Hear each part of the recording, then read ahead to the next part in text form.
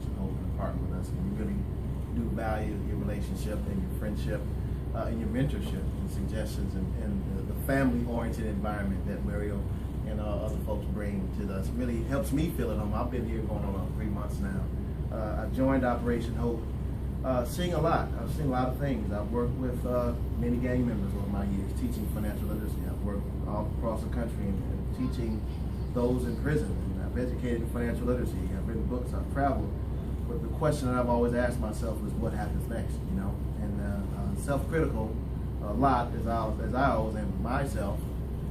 Not being able to look back and see what did that gang member do outside of the one or two that you may keep in touch with. What did they do after you went to that financial literacy course years back? You know, what did that individual in that class in Cleveland Correctional Facility down in Texas, what did they do after they read your book and they got them all excited? What happened after that? You know, it was all these questions of what happens next. And then I ran across John O'Brien. You know, this was probably 6 or 7 years ago. And we were on the panel together and we talked about certain things, and I did my thing, he did his thing, and then I started to hear about his vision again way back in, it had to be at least 2007 or 8.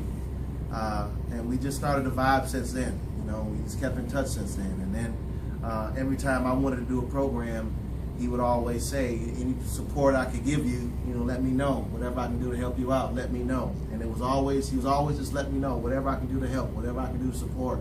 It was never seen as a competitor, even though I viewed him as my competitor. And I told him that. I said, look, man, I'm coming after you. And I looked at him as a mentor, so it was done in a very friendly way. I said, I'm coming after you, John O'Brien. I'm coming after you, man. I'm gonna get on you. He said, man, look, young man, just keep on pushing, man. Just keep on pushing. Until one day the Mid-Atlantic position of the market opened up. And this is after years of just trying to figure out what happens next and analyzing the model. I said, you know what, Hope is next. Hope is that platform that takes it to another level.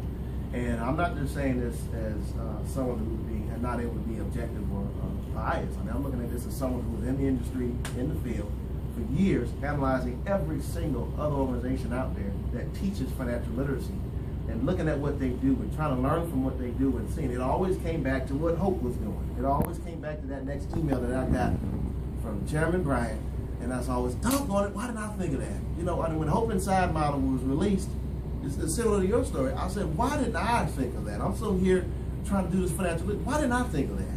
And it was every other week in terms of level of, I mean, it truly is more than just a mission. This is a movement.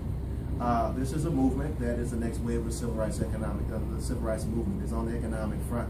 And I don't see any other organization that exists in the world that has a platform and the tentacles and the ability to take it to the next level that like Operation Hope. And I'm not saying that as someone who's a member of Hope. I'm saying that as someone who was looking on the outside for years, looking at Hope from the outside, saying that that organization has the secret sauce in order to make a serious change, to make a serious dent in what people are going to do, and actually changing the software, as Hope says, of what the chemical makeup of individuals. And I'm just proud to be a member.